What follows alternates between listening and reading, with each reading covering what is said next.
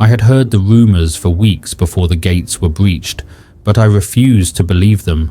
Rome had endured too much, survived too long, to fall to men who lived in wagons and forests beyond the frontier. We told ourselves the Goths would be bribed, delayed, turned away as they had been before. We said the walls were strong, the name of Rome stronger still. Even as refugees crowded the streets and food grew scarce, I clung to the idea that the city was eternal, as it had always been. Yet fear crept in despite my resolve.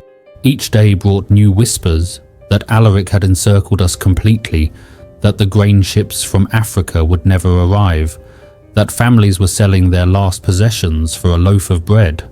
I saw senators walk with their heads lowered, avoiding the eyes of beggars who now slept beneath porticos where laws had once been debated. At night I heard prayers whispered through thin walls, prayers filled less with faith than with desperation. The worst part was the waiting. The Goths did not rush the walls. They lingered, patient and silent, as if time itself were their ally. Hunger did what their weapons could not. I watched neighbours grow thin, watched mothers water down porridge until it was little more than warm liquid. People began to speak openly of death, not as a distant fear, but as something close enough to touch. Even the temples felt different, heavy with unanswered pleas. Some said this suffering was punishment. Others said it was proof that the old gods had abandoned us, while still others claimed the Christian God had turned his face away. I did not know what to believe. I only knew that the Rome of my youth, the confident, ordered city that ruled the world, was slipping away before my eyes, replaced by something frightened and uncertain. On the night it happened, I was woken by a sound I did not recognize at first. It was not shouting, not thunder, but something lower and more terrible, the deep roar of many voices moving as one. Then came screams, sharp and sudden, cutting through the darkness. I rushed to the window and saw firelight flickering against stone. Somewhere a gate had been opened. Whether by treachery or despair, I could not say. Panic spread faster than flame. People ran through the streets half-clothed, clutching children, calling out names that were swallowed by the noise. I heard the crash of doors being forced open, the clatter of iron on stone. The Goths poured in like a flood, their figures looming in the firelight, their weapons already raised. They moved with confidence, as if the city belonged to them now. In that moment, something inside me broke. Rome was no longer protecting us. We were alone.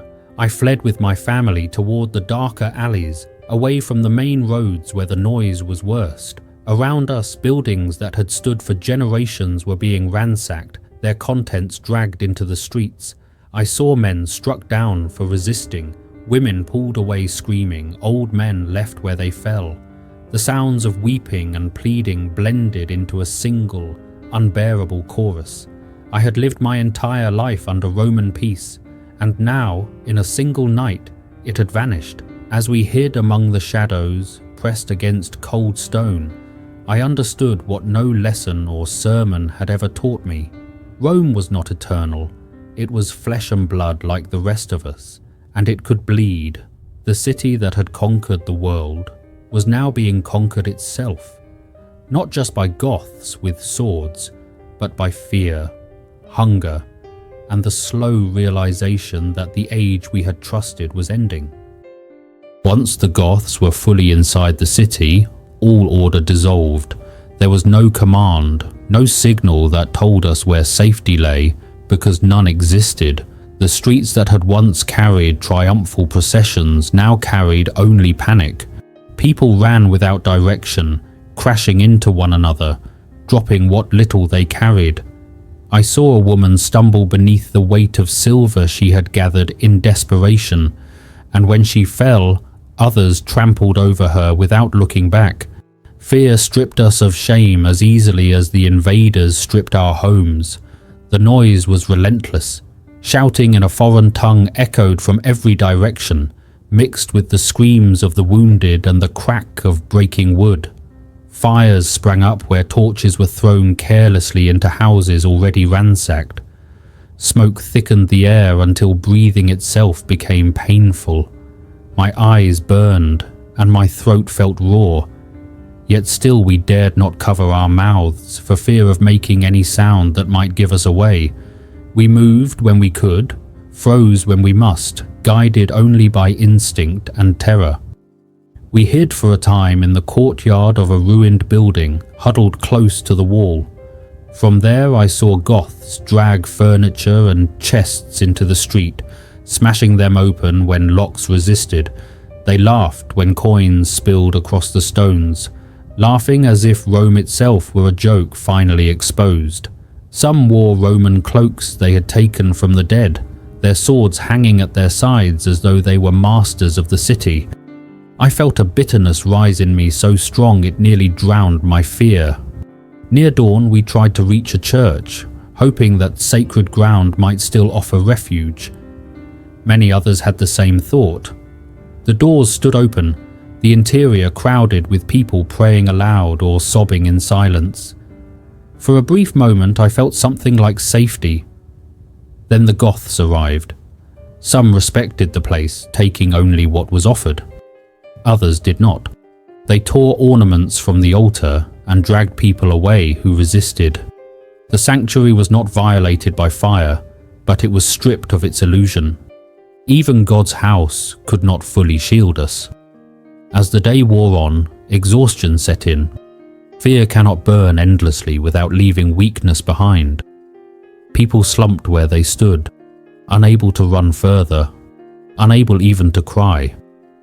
I saw a man kneeling beside the body of his wife, gently brushing ash from her face as if she were merely asleep. When a group of Goths passed nearby, he did not move. I do not know if they spared him or if he simply did not notice what happened next. I was too afraid to look. By the second night, Rome no longer felt like a city.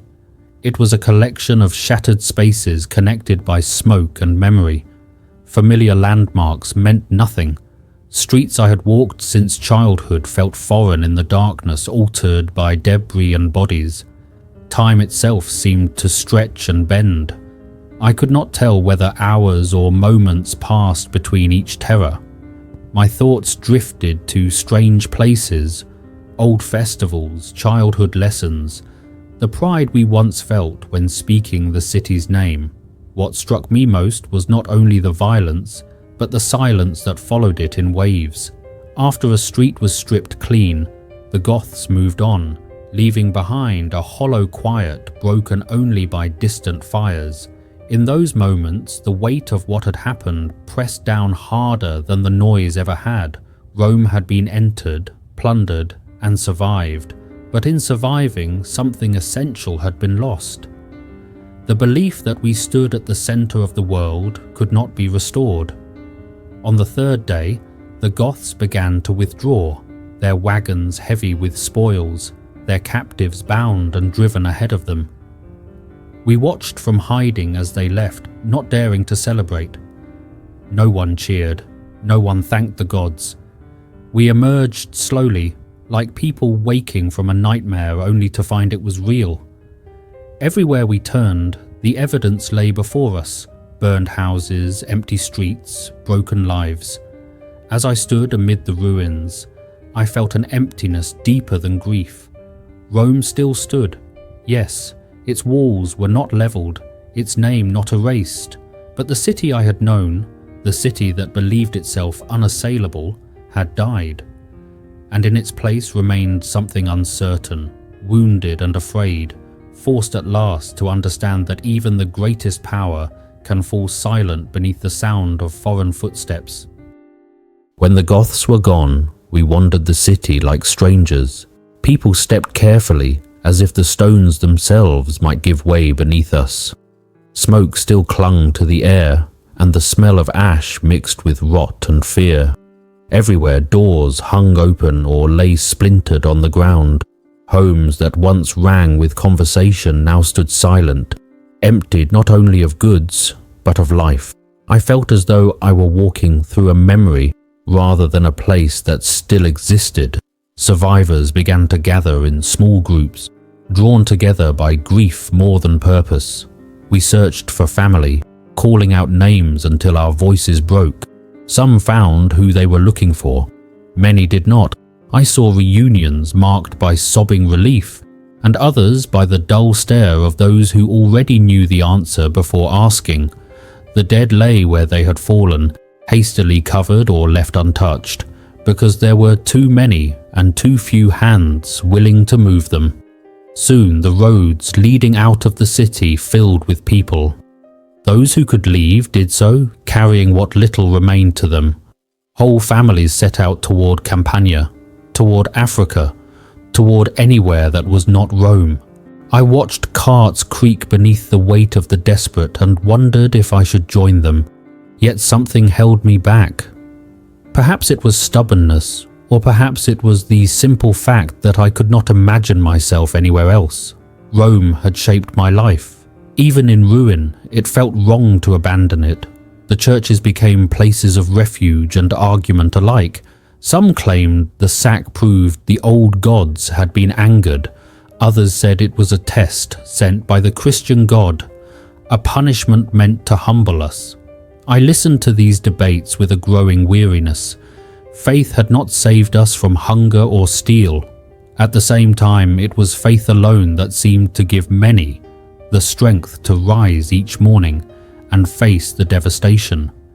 I found myself praying more than I ever had, though I was no longer certain what I expected in return. News arrived slowly from beyond the city.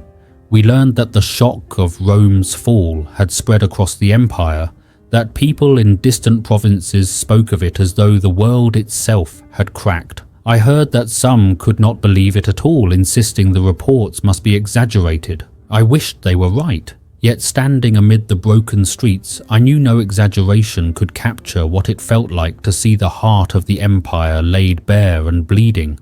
As days passed, life resumed in strange, diminished ways. Markets reopened with fewer goods. Officials returned to their duties.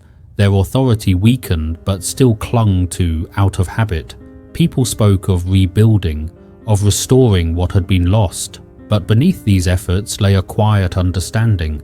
Something fundamental had changed. Rome might rise again in stone and ceremony, but the certainty that had once defined us was gone forever.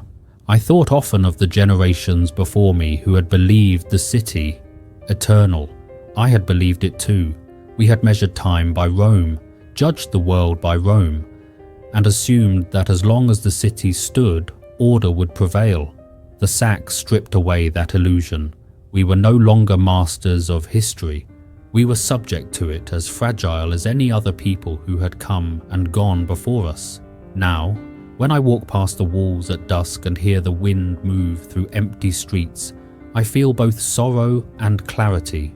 Rome still lives, but not as it once did.